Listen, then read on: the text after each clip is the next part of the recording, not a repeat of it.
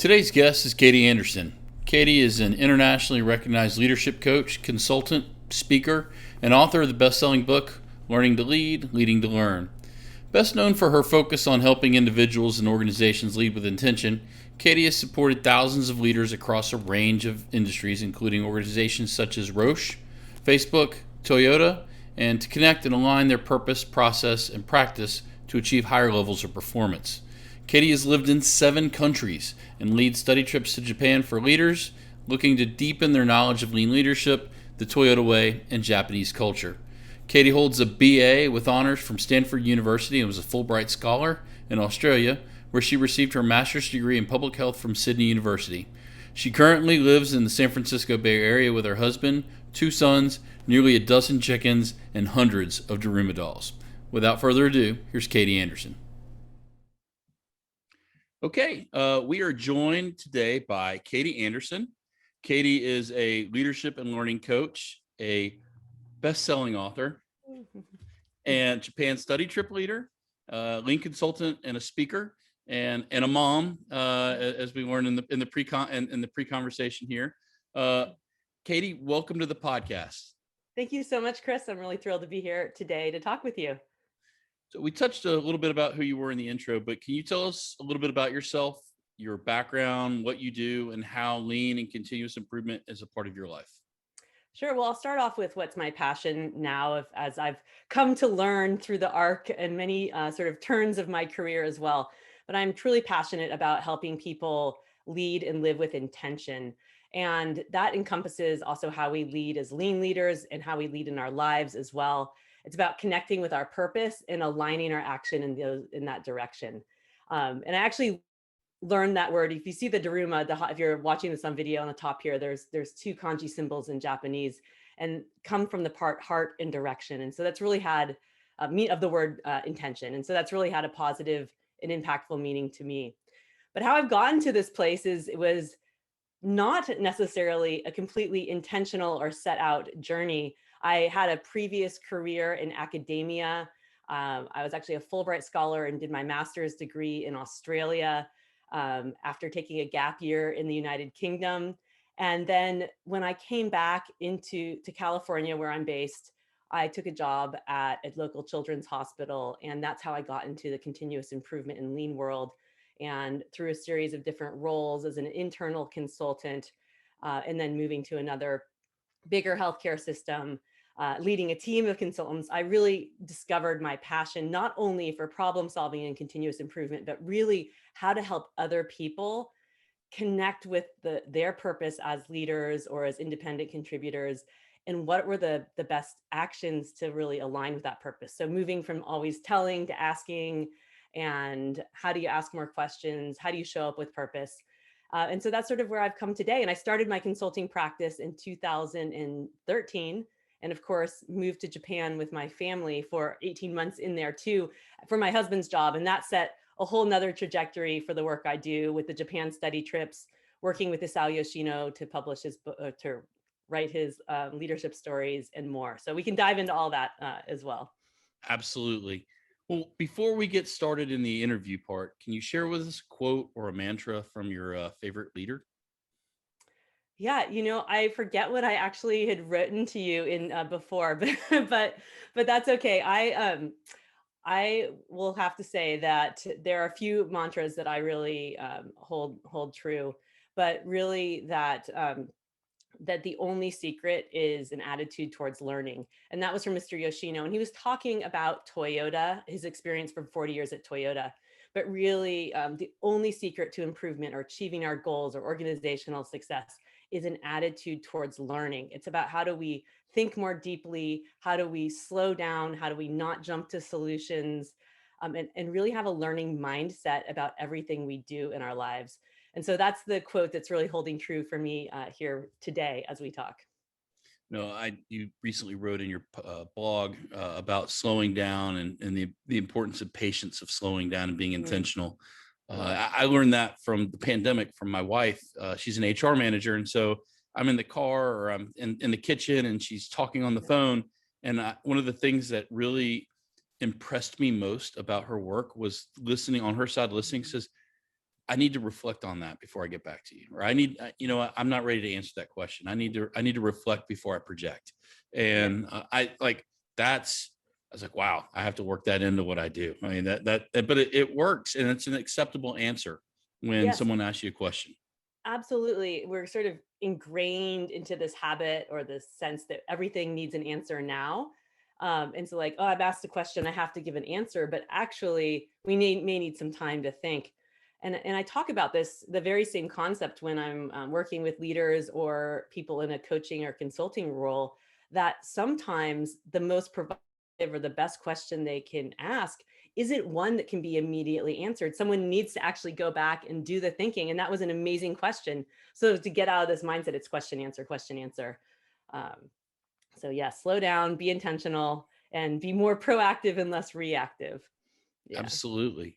I think we get stuck in an on-demand world of, 100, 140, 120 characters or less. Tell me Yeah. now. I want it now. Yeah. And reflection is that point in a relationship where things grow, where things get better. Yes, So, absolutely. well, one of my goals for this podcast is to help other lean professionals or leaders resonate with your experiences. So, can you tell us how or why you chose this profession over others? Yeah. So, again, I told you I had this learning arc, but it all comes back to this concept of learning. I actually recently did the Clifton Strengths Finder, and my number one, skill or aptitude was learning, which I thought was very accurate for me. And so, what really got me excited when I made that transition from academia, which is, of course, is a very learning environment. I'd done some external consulting for a few years as well, but into the process improvement lean world was engaging the people who do the work in the problem solving. And that's what lit me up from the very beginning. When I led my first, Kaizen event, or we called it rapid process improvement workshop, this is many, many years ago. And I loved seeing people feeling engaged, coming up with ideas, and in a way that they never felt that they had a voice or an opportunity. And so really that was always been the hook for me. And then working with leaders at all levels to sort of have that opportunity as well. So that was the hook for me. And then from there it's been amazing. When we talked about the learning experience, and I'm sure you've had a lot of success and a lot of great experiences in your career. Can you share with us maybe what you considered your biggest career setback with lean and continuous improvement? Maybe a pitfall or a mistake you made, and how did you process that and improve yourself from that standpoint? Yeah, that's a great question. And learning from failure is such a key theme in the book Learning to Lead, Leading to Learn. How it's not just successes but failures, and we all have those things. And how do we see those as opportunities to learn? It's less about like a process failure that I had, but more of like a personal, and failure might be a too big of a word, but it's like this realization that how I was showing up. I was at the time a process improvement manager, going in super eager and excited about solving all the problems in this, children's hospital, loved problem solving, was good at it. But I was showing up as sort of the expert problem solver and diving in. And I was starting to see a trend that like, yeah, we were having great successes in making process improvements, but it wasn't sticking, it wasn't sustaining. And had this realization over a period of years that we were us coming in and like being the experts and then leaving and going on to the next department wasn't truly having sort of a transformational impact. And so really shifting that mindset of what was my role as someone leading process improvement or performance improvement in an organization, and shifting less from being the doer to much more of a teacher and a coach, and helping other people learn to do the same thing and facilitating their learning and putting together the systems and the structures that would allow that. So it's not always just asking questions. Of course, I'm there to help provide the structures. And when I was able to make that shift, and also our organization started to make that shift too, seeing our role as something different, it was much more impactful. And so I think my early failures and mistakes was seeing myself as the owner of the problem solving rather than the coach of the problem solving. That takes a lot of emotional maturity or emotional intelligence to view yourself and your role and how you're helping people kind of in the third person, like from Mm, externally, like that's reflection, like we talked about, but to look at it from a third person and then being critical is not the right word, but critiquing yourself on how you can mm, improve. And I think one of the things that a lot of folks that do this work get caught up with is they think in terms of change others, make improvements, and really it's the yeah. entire opposite of that. It is change myself so I can serve others, right, Yes. and make improvements. Yeah, absolutely. I mean, that's that same, I start the book off with a quote from Mr. Yoshino the very first time I had heard him, but it also resonates with my own experience that he was talking about his role as a manager. And I sum it up, his statement that I sum it up saying that his role of a manager is to, or a leader or a coach is to like set the direction, provide support, and develop yourself at the same time. So you're more effective at all of those. And I always challenge people in workshops or learning experiences to say, you too are a business condition that requires improvement. So, what are the things that you're doing that are impacting the outcomes you're seeing in your people, in your processes, in your organization? And so, um, at the end of the day, we only can have real control over ourselves as well. So, start with ourselves, and then go from there. So normally I'd ask people a bunch of questions related that I ask in the standard format, but I want to do something a little different because I love this book. All right, and Oh, I want to kind of ask the questions through the lens of the book, and maybe we can great. share because I think anyone who does this kind of work would benefit from Mr. Yoshino's stories. Mm, What I loved about the book, it wasn't a textbook. It was a narrative. It was the story of someone who was in a really historic time at Toyota, and when there was transformational change on an organizational level. yes. It wasn't just a little pocket. So is that okay if we just kind of ask the I questions through? love All right. Okay. absolutely. So when you were going through the book with Mr. Yoshino and you're listening to all these stories, at what moment did it just like everything click for you, like the aha moment, like that, said, Mm. this is, or maybe it's what's the most important thing that you learned from the book from Mr. Yoshino, just in the stories that he told you? Oh my gosh. Well, first I want to unwind that like this the stories did not unfold in a nice chronological way as they are told or I tell them in the book.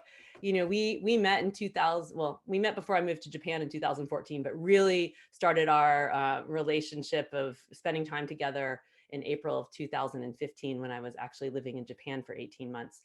And bits and pieces of stories emerged over time. And as we spent more time together, it was actually when I moved back to California, started talking about, oh, let's do a book together because we have a great dynamic of shared learning together. And interestingly, even though he's in his late 70s and I'm in my mid 40s at the time of recording this, different generations, different genders, from different countries, we actually have so much synergy in our like the way we approach life and being international people and our passion for developing people. Anyhow, I we set out, or I set out, we always knew that I was going to be the author of the book, thinking about writing sort of 10 leadership principles and then telling some stories from both of our experiences under there. And so, but once we sat down with intention for me to really start interviewing Mr. Yoshino to call forth more of his stories, I was like, there is so much in here. Like one, one story or one experience doesn't fit neatly into like one leadership lesson necessarily, especially when you're talking about some of these multi-year experiences. And then, as you said, like these big historical moments, like true inflection points in Toyota's history that no one has really um, talked about, at least in English, in great detail. I mean, Numi, yes, but some of like the Conpro experience and others. And so so my big learning was having a pivot moment and accepting that what I thought was going to be the book structure from the beginning was not what needed to be told.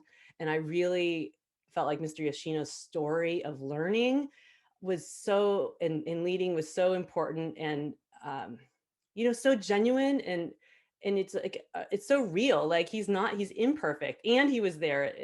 at wonderful, amazing times. And so that was the biggest lesson for me. And actually, once I released from that prior structure, the writing really flowed a lot better because I was telling a story.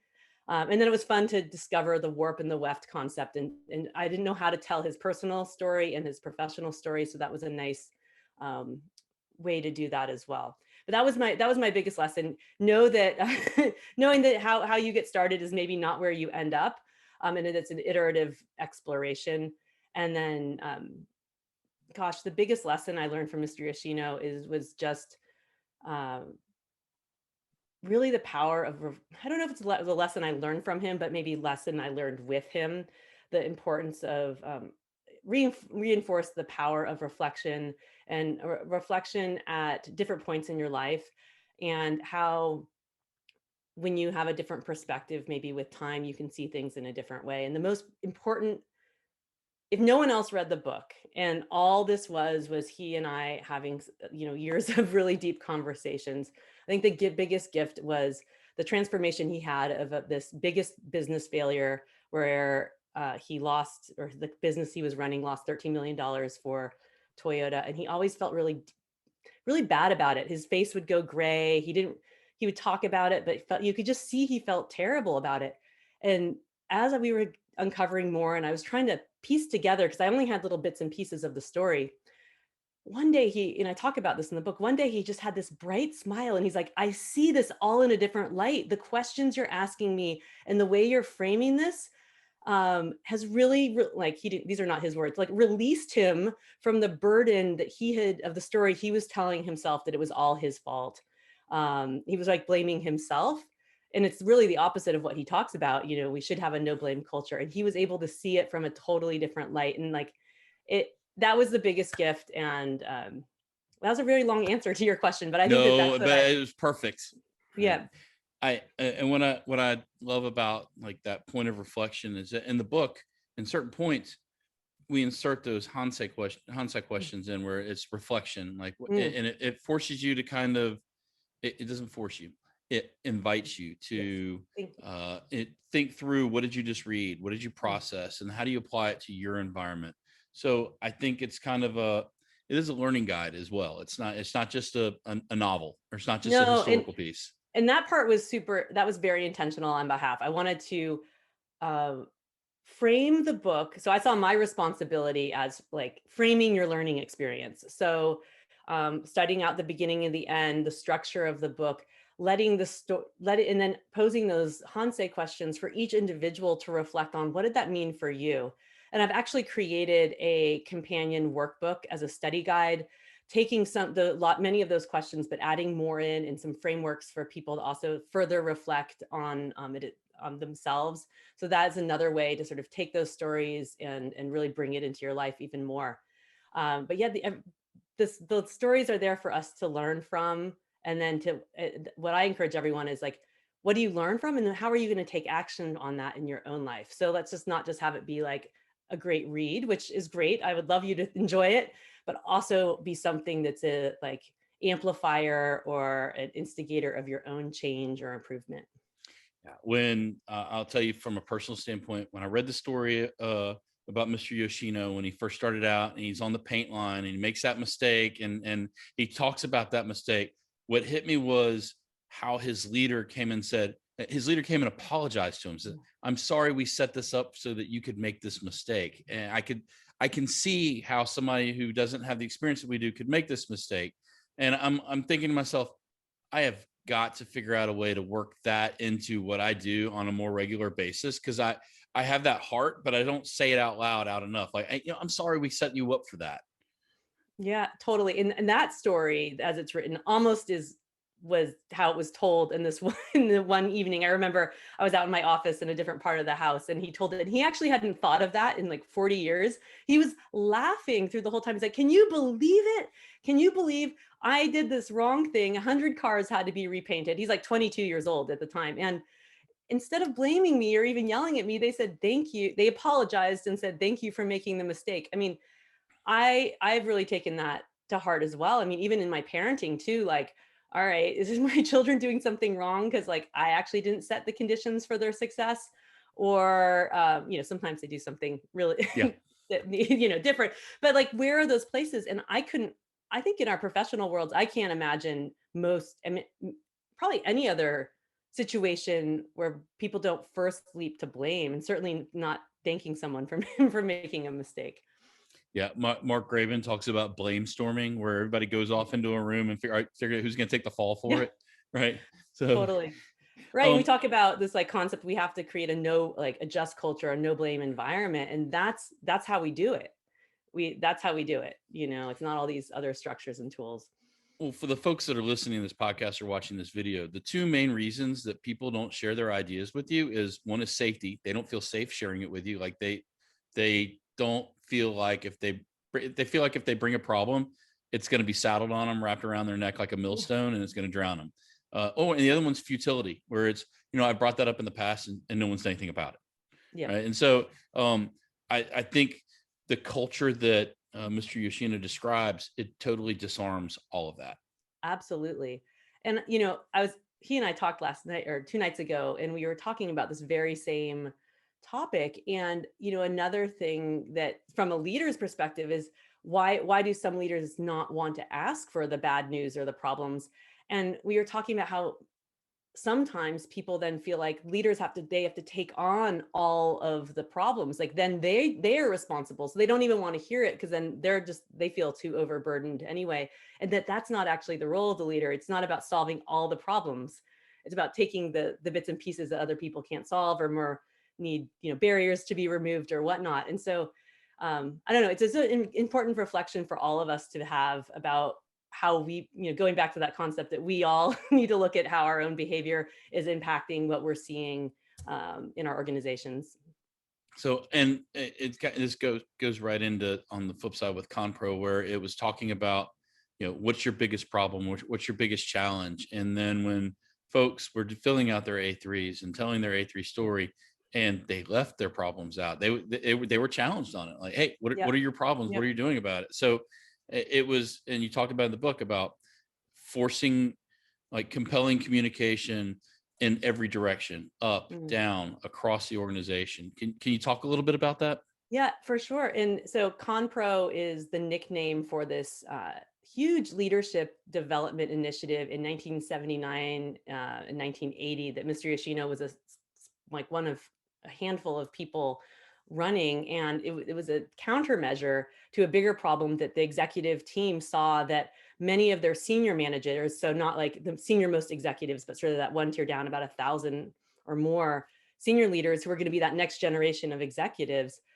we sort of had lost sight of the the quality improvement training and mindset that had been developed in the 1960s and through the 70s with Deming and the Toyota's winning of the Deming Prize. And so they set out saying all of these leaders need to be reminded and retrained about what it means to be a leader or a manager in an organization. And that was really the time when A3 thinking got to be the important sort of communication process at Toyota. And these leaders were asked to choose their number one, like, biggest priority area from their Hoshin or their strategy documents. And then they were tasked with not how are you going to achieve the goals, but what does the team need to do? And then how are you going to support the team? What are the actions you're going to take to support the team? So again, reinforcing that concept of a leader's role is to set the direction. So like, what's the goal we need to achieve? And then provide support. What are you going to do? And develop themselves by showing up like, oh my gosh, I need to show the challenges, share the bad news. I need to show how I'm like supporting my team and asking questions or having structured, check-ins with them, whatever it was. And this process of really like focusing on their own leadership capabilities. Mr. Yoshino talks about it like the retightening of the belt of the true culture that Toyota wanted to have. And this is one of those key inflection points, we talked about with Toyota putting real investment into the culture they wanted. It's not just sort of happened magically. It was very intentional. Well, and in the book, you talk about, yes, the senior leaders identified it, and that target was that band of leaders that were, the 1,000 leaders or so. But the chairman had a similar expectation Yeah. for his leaders in his group. Well, right. So I'm paraphrasing, but he even said, like, even though you're not writing these A3s, my expectation is that you two are learning. And his expectation was that they were going to be at the report outs of the every 6 months, the senior managers coming to share their A3 documents. And they were there to ask the questions and to ask, what are your problems? How are you supporting your team? And so really playing that true coaching role that they were trying to reinforce. So it was part of the process. And what I appreciate about that is how intentional it was from the top, that everyone was part of this, and this being very clear on the expectations of how leaders in our organization are going to behave, and then providing the structure and the system for them to learn and develop and reinforce that as well. I mean, a 2-year program, is big. So So, yeah. I love this how you said how they arrived at two. Like three was too long, Yeah. one was long enough for somebody to fake it. All right, so Yeah. two nobody can make it out of Yeah. two without actual real learning and change. Yep. It's actually been kind of fun that Mr. Yoshino has been reconnected with his boss at that time, Mr. Segura, and while we were finishing writing the book, he got some insights from Mr. Segura, like that comment as well, and they've now rekindled getting together and talking more about this all. So it's great to be capturing this history before, while these people are still With alive and us, with us. yeah, Yeah. absolutely. What what piece of advice would you give to someone who's just starting out with lean and continuous improvement? Oh, that's great. It goes back to some of the earlier comments that I made today, which is uh, really keep a focus on learning. Sometimes we get too focused on like having the right answer. And especially if you are in a role that's called coach or continuous improvement consultant, get so focused on the outcome of the process and forgetting that a lot of your role is developing the learning for other people. So the learning is as important as the outcome as well. And so to just continue to focus on what are you learning, what are you reflecting at all points, both from the process you are improving as well as your own actions and behaviors, and then helping support the team members that you're working with as well. I think that you reach emotional maturity in this role and this work when you reach a point where you derive more joy from watching others succeed with the principles that you've taught them how to think through Mm, than directing and telling them what to do, or putting in kanbans or doing a 5S sort. It's teaching the concepts behind that and then seeing them take it and grow and blossom with it. absolutely. What piece of advice would you give to someone that's a little bit further along in their career? Maybe I know that you and I talked in the pre talk, and that you and Mr. Yoshino still have a great relationship and like Mm, a very special mentorship mm. relationship. Maybe it's something that he helped you with recently, or maybe something that he shared and provoked reflection with you. Yeah, we so we talk so often, and so uh,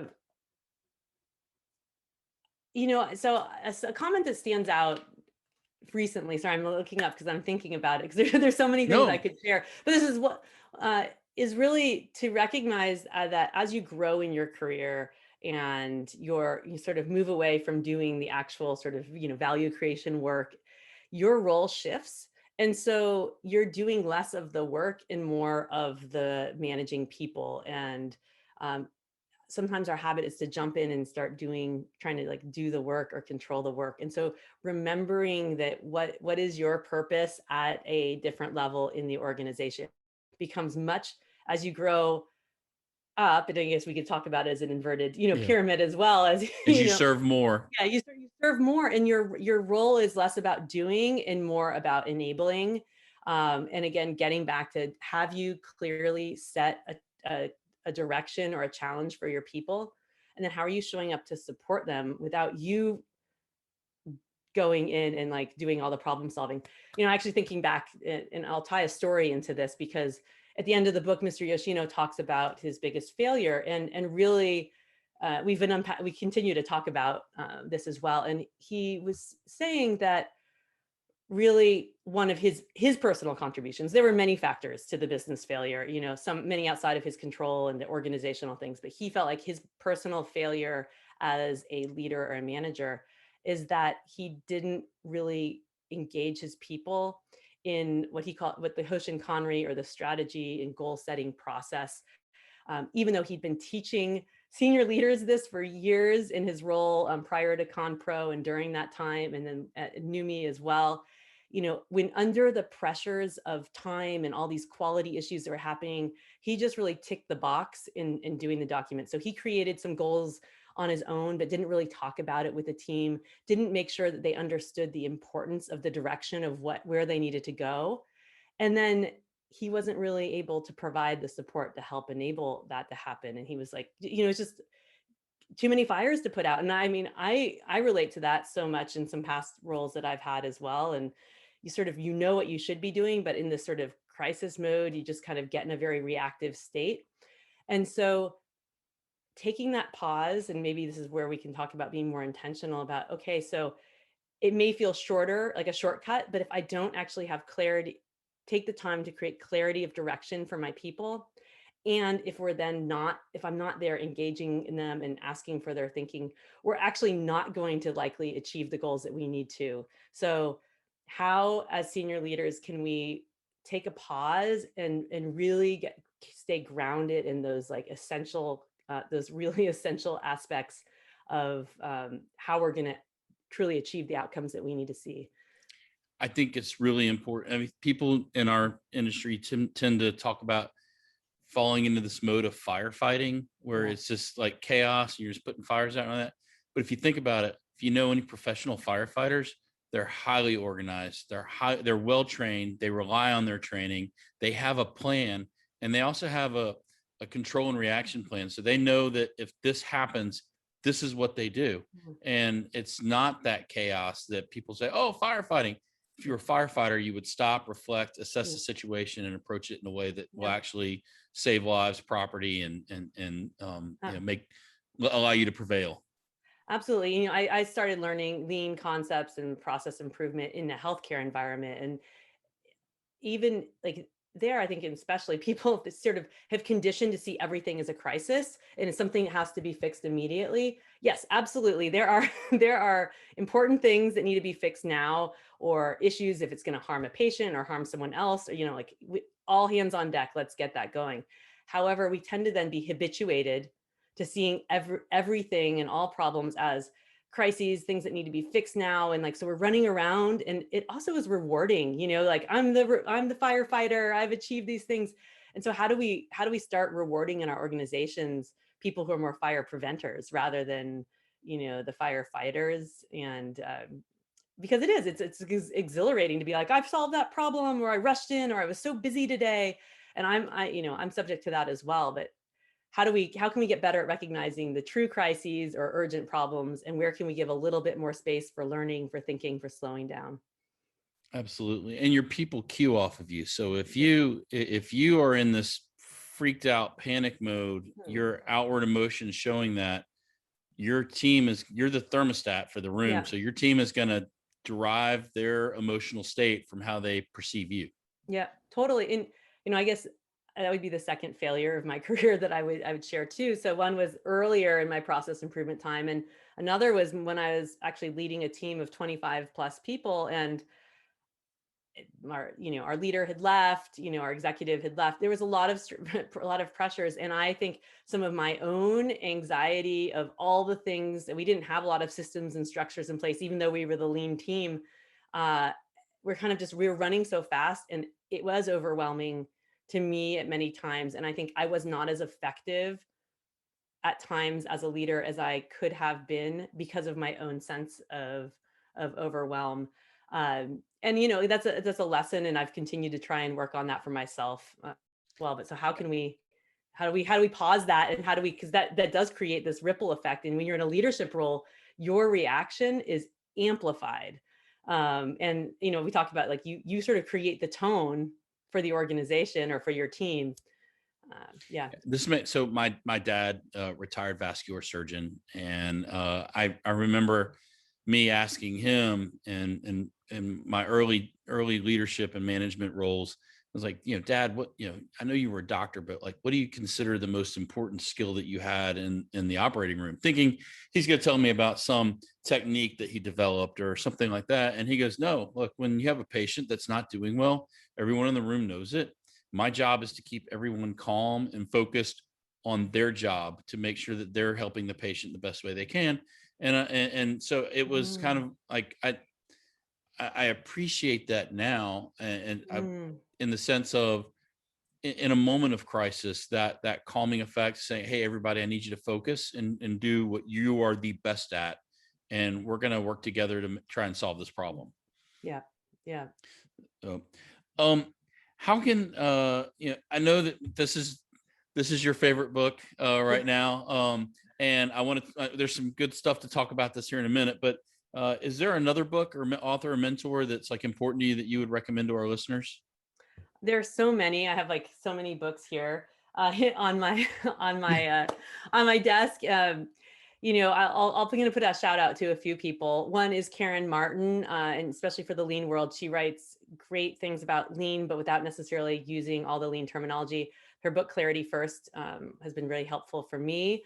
Also, I want to put a shout out. Oh, it's under here. To Patrick Adams. Oh, here you go, for his new book, The Continuous Improvement Track. I think it's another great book that just came out this year. That it's all story based for, a lean leader and sort of what he learned from doing things right and maybe doing things better and doing things not so great. And of course, Karen Ross, who's my coaching partner as well, and she's written some great books that are really accessible about how do you apply lean thinking and coaching and kindness in the world as well. But there's so many I could dive into, but those are just a few recently. No, I think it helps others when they understand who their favorite authors read, right? And who they're learning from and who they're absorbing. Because I mean, there's not one book that solves everything for everyone. That's that mosaic of all the different learning and different stories that come through. And what I appreciate about this is how it adds to it, right? Warp and weft, right? But the book has almost been out for a year, but you got some really cool news that I'm kind of asking you to share with the listeners about this book. Fantastic. I'm excited to share because just recently we wrapped up all of the audio recordings for the audiobook version of Learning to Lead, Leading to Learn. It's under production at the time of us talking right now. The book is narrated by me, and both John Shook and Mr. Yoshino have read their introductory letters to the reader.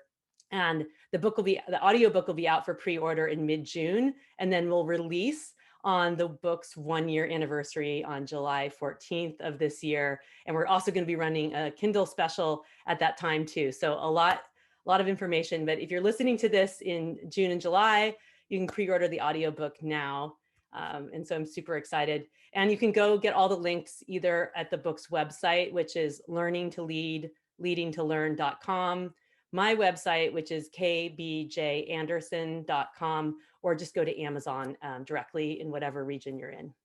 And I'll make sure to include links to all those in the show notes page for there.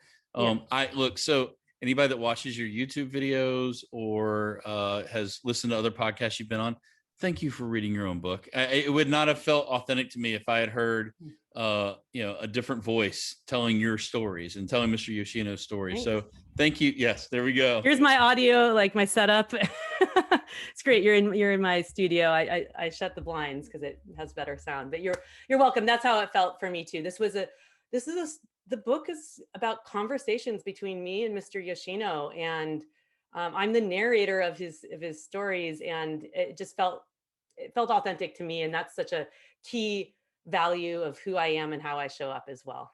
So, well, Katie, one more thing before we leave, though. I need your address because I'm gonna send a little daruma doll to you. So you can see if those of you watching a video, all my daruma collections. These are dolls from little paper mache dolls from Japan, about setting a goal, about the perseverance of achieving your goal, the Japanese proverb, fall down 7 times, get up 8. They weeble wobble and stand back up. And so it all gets back to learning and perseverance and just keep going forward. And so I have a little gift for you. I will absolutely give you my address for that. I think I have a place on my desk for it, right? Awesome. In a place of reflection and vision to kind of keep me focused. Ladies and gentlemen, the podcast has been Katie Anderson. Katie, thank you so much for being a guest. I absolutely encourage anyone who's listening right now. You need to pick up the book. If you're a listener instead of a visual reader, listen to the book, and then check out her blog. She's got, it's not just narrative. It's not just blog posts. She shows up authentically in her posts and her videos. And I think it's just a great resource for you to have to develop yourself as a leader. Katie, thank you. Thank you, Chris. It's my pleasure. I really want to thank Katie for being a guest on the podcast today. I know I learned a lot from our conversation, and I hope you found value in our conversation as well. The audio version of Katie's book, Learning to Lead and Leading to Learn, is available for pre-order at Audible or Amazon now. Be sure to go to leanleadershippodcast.com and look at the show notes page to learn more about how to connect with Katie, to learn more about her book, and other helpful resource links that she provides. I'd also like your feedback if you have questions, comments, or suggested guests for the podcast. If you look in the bottom right-hand corner of the webpage, there's a microphone. Click it and leave us a message. If you have a question, I'll try and connect with you, or I'll try and connect you with one of our guests that may be able to help you. I look forward to hearing from you. Until then, seek progress over perfection.